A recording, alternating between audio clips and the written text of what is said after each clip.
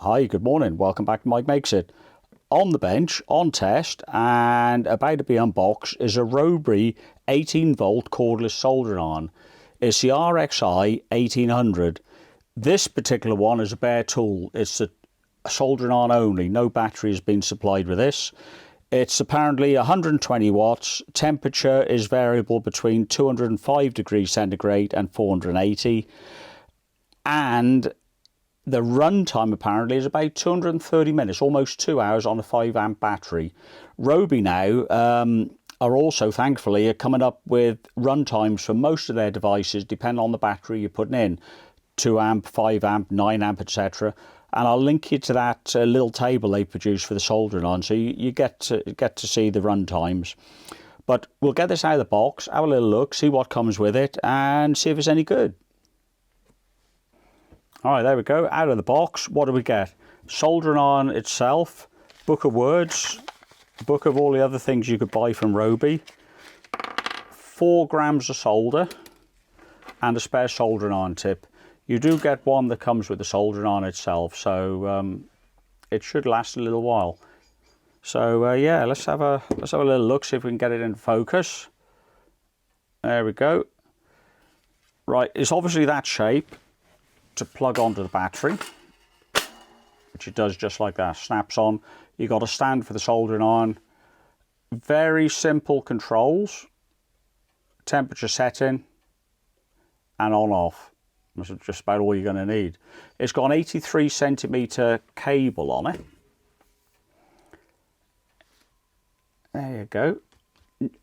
To my mind, it's not long enough, and also it's a bit stiff, not very flexible. I'm not sure what that's going to be like in the cold weather.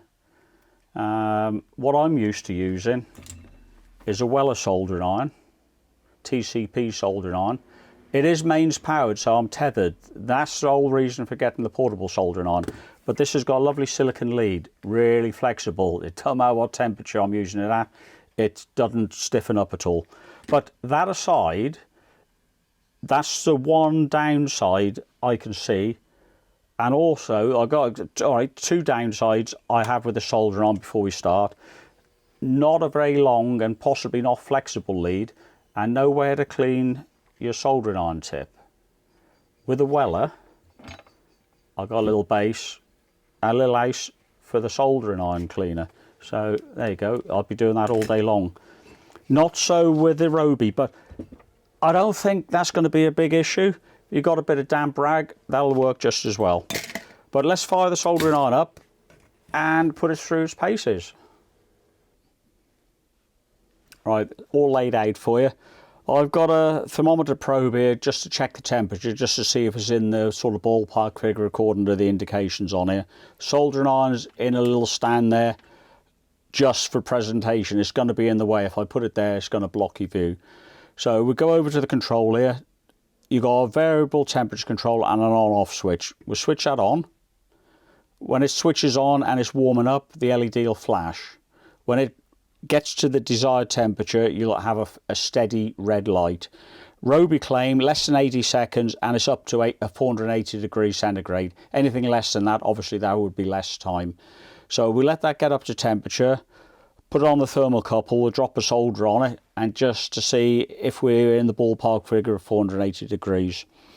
If you turn the temperature down, you will still get the red light as a steady light, even though it's over temperature. So you can't actually tell what temperature the soldering iron's on unless you turn the control on there and get the light to flash. Then you're in the ballpark figure of what the temperature's descended to.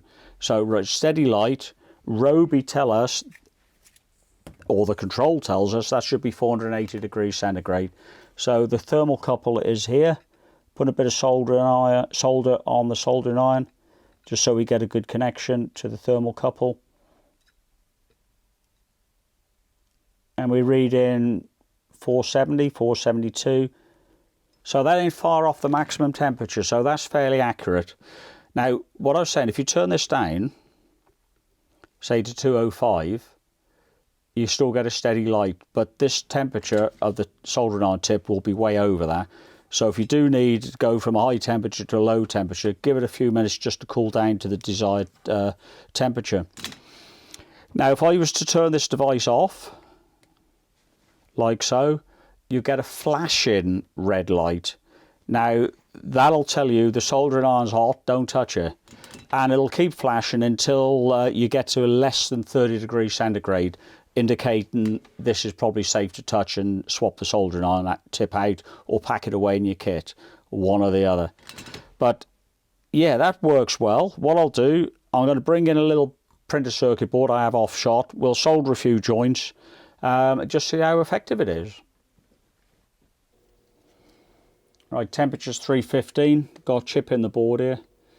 So we'll just do a quick little bit of soldering, make sure it works. My old idea of buying this soldering on, I did think about it a little while ago and no, didn't bother. But now I'm doing more soldering in my Land Rover, as you've probably seen from the other videos. It's going to be useful to have a portable soldering on rather than having to run out a mains lead every time. And that's what I used to have to do. I've got a 50-metre mains cable I've got to run out to the truck, plug the soldering iron in, then I've got that cabled up to the extension cable. It all gets a bit messy. At least this thing I can chuck in the back of the truck. Granted, it's got a short cable, like I told you, but I can get to where I need to, switch it off, move it away, no power cable running out. If you're out in the field, this will be ideal. You've got 2 hours run time on a 5-hour battery. Really just what you need. So I can't fault that. That all looks good. So what I'll do, I'll show you how to change the soldering iron tip in it, which is dead easy. Of course, I need to turn it off, so we'll do that, let it cool down, and I'll come back and show you how to do it. Right, all cooled down, knurled collar. Unturn that half dozen turns. Sleeve will pop off. Soldering iron tip in the end. Off you go. Easy to replace. There's a heating element, looks like ceramic part here. Be careful, don't bend that, otherwise that's going to be expensive. New soldering iron tip on there, drop that back on. Away you go. Right, let's just recap what we have. Well, there you go. That's a Ryobi RSI-18, 18-volt soldering iron, portable. Ideal for me and other people that need to use a soldering iron in the field. Would be okay on the bench if you're at home working away. Personally, I probably wouldn't use this kind of soldering iron because you've got to bear in mind you've got to recharge your batteries. If you want a long run time, something like the Weller might be more suitable that's mains powered. But nevertheless, this would work for you. Very simple controls on there. Downsides, like I said right at the beginning of the video, quite a short cable. Not so sure how good it's going to be in minus 10 degrees centigrade if I'm outside in the Land Rover, how stiff this is going to be. And it'd be great if they could have incorporated a sponge somewhere, but a damp cloth would work exactly the same. Ryobi, no doubt, in the future will put a USB connector somewhere on here, so you can charge your phone at the same time as you're using your soldering iron. But all in all, I got this on Amazon, and what was on offer is around about £50. Ryobi have got it for a similar price also, so whoever your choice is, Ryobi or Amazon. Amazon don't charge you postage. Ryobi, if you got to pay over £50 for tools, and I believe it's free delivery to you. 3-year warranty, like all the Ryobi tools, but remember you have to tell them you bought a device from them within 30 days. You've got to register your purchase within 30 days. After 30 days, they don't want to know about the extra 3-year warranty they'll give you. It's 3 years in total. You get 1 year normal, 2 extra additional years, but do register it within 30 days. Otherwise, they'll say thanks, but no thanks. But all in all, this will be very good, I think. This will go in the back of my truck. When I'm working on the Land Rover, superb. This will be my go-to soldering iron.